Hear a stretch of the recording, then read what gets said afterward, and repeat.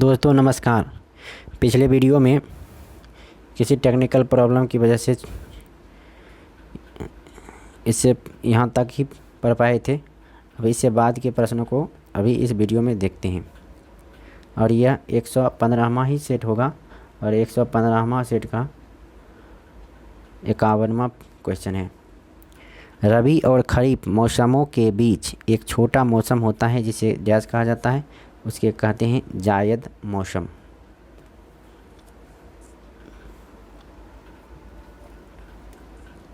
उसे क्या कहा जाता है? जायद मौसम कहा जाता है। जवाहरलाल नेहरू के अनुसार निम्न में से किसे आधुनिक भारत के मंदिरों के रूप में जाना जाता है? तो इसका आंसर होगा बांधों को। सुएज नहर के किनारे फंसे उस विशालकाय मालवाहक कंटेनर का नाम क्या है जिसे 29 मार्च 2021 को निकाल लिया गया? तो इस प्रश्न का सही जवाब होगा एवर गिवेन। अल्ट और tab, alt plus tab dash का एक शॉर्टकट है, तो इसका आंसर होगा खुले प्रोग्रामों के बीच स्विच करने से। गंगा और ब्रह्मपुत्र नदियों की सहायक नदियों मिलकर भारतीय उपमहाद्वीप में गंगा ब्रह्मपुत्र द्रोणी बनाती है। निम्नलिखित विकल्पों में से कौन सी नदी द्रोणी की एक विशेषता नहीं है? तो इस प्रश्न का सही जवाब होगा इसके दक्षिण में सुंदरबन डेल्टा। ये गलत है, जबकि यह एक उपजाऊ क्षेत्र है जिसमें अधिकांश उत्तर और पूर्वी भारत शामिल हैं। यह उत्तर में हिमालय के पहाड़ों और पहाड़ियों से घिरा है और समतल स्थानों पर गोखुर झीलें मिलती हैं। ये सब सही है। भाभा परमाणु अनुसंधान केंद्र यानी बार्क मुंबई में जनवरी 2021 में घोषणा की कि उसने डैश के उत्पादन के लिए देश के पहले सार्वजनिक निजी साझेदारी अनुसंधान रिएक्टर हेतु डिजाइन तैयार किया है। तो इसका आंसर होगा नाभिकीय औषधियों। दक्षिण पूर्व एशियाई राष्ट्रों के संगठन के संबंध में निम्नलिखित में से कौन सा कथन गलत है? तो इसका आंसर होगा इसकी शुरुआत 3 मूल सदस्य देशों से हुई थी।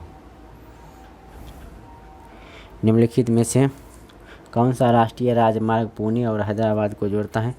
तो इस प्रश्न का सही जवाब होगा NH9।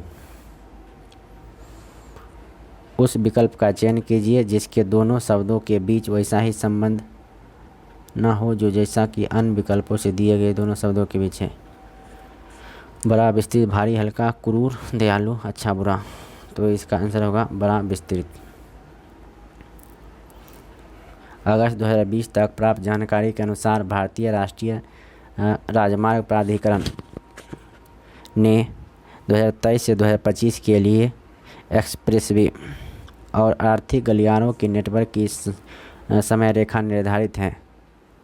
2023 में पूरा होने वाली सूची में निम्नलिखित में से कौन सा शामिल नहीं है? तो इस प्रश्न का सही जवाब होगा चेन्नई सलेम। डैश एक हार्डवेयर उपकरण है जो आमतौर पर कंप्यूटर के मदरबोर्ड पर स्थित होता है और CPU की आंतरिक स्मृति के रूप में कार्य करता है। तो इस प्रश्न का सही जवाब होगा रैम। रैम का पूर्ण रूप होता है random access memory. Engineers India limited के संबंध में निम्नलिखित में से कौन सी जानकारी गलत है? तो भैया भारत सरकार की एक निजी क्षेत्र का उपक्रम है, ये गलत है। जबकि कौन सा सही है? तो इसने दिल्ली विश्वविद्यालय में राष्ट्रमंडल खेल 2010 के लिए एक अत्याधुनिक खेल परिसर विकसित किया था। यह पेट्रोलियम और प्राकृतिक गैस मंत्रालय के अंतर्गत आता है। इसे भारत के 12 में से 11 मेगा पेट्रोकेमिकल परिसरों की स्थापना का श्रेय दिया जाता है। निम्नलिखित में से कौन सी भारत की पहली औपचारिक रूप से प्रक्षेपित तथा स्वदेशी रूप से अभिकल्पित और निर्मित बैलिस्टिक मिसाइल पनडुब्बी है?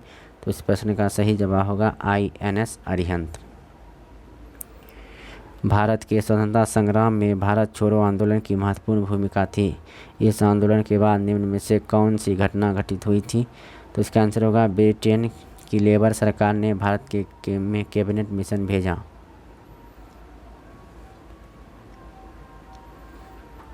भारतीय कृषि अनुसंधान परिषद नई दिल्ली और ICAR केंद्रीय आलू अनुसंधान संस्थान शिमला हिमाचल प्रदेश और अंतर्राष्ट्रीय आलू केंद्र लीमा पेरू के सहयोग से भारतीय आलू संघ द्वारा तीसरे वैश्विक आलू सम्मेलन का आयोजन 28 से 31 जनवरी 2021 तक डैश में किया गया था। तो इसका आंसर होगा गांधीनगर गुजरात में।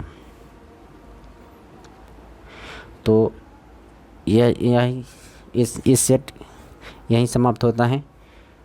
अब फिर मिलते हैं नेक्स्ट सेट में, तब तक के लिए नमस्कार, जय हिंद। अभी बहुत रात हो चुकी है तो थोड़ा पढ़ने में परेशानी हुई थी, तो कुछ भी प्रॉब्लम हुआ हो तो कमेंट बॉक्स में लिख दिया कीजिए, और वीडियो अच्छा लगा है तो लाइक कर दीजिए, अगर चैनल पर नए हैं तो सब्सक्राइब कर लीजिए। अभी कुछ दिन दिक्कत हो सकती है वीडियो आने में, क्योंकि मेला है तो यहाँ कोलाहल अधिक होता है, तो मेला ज्यों ही ख़त्म होता है तो हम फिर से कंटिन्यू हो जाएंगे। तब तक आप किसी तरह रिवीजन करते रहिए, मेला का एंजॉय लीजिए, और भगवान दुर्गा जी आप पर मेहरबान हो और जितना जल्दी हो सके आपको जॉब मिल जाए, जिससे कि आपके माता पिता को एक सुकून मिले और घर में खुशी का माहौल हो और आपकी लाइफ अच्छी हो। Best of luck. धन्यवाद, नमस्कार।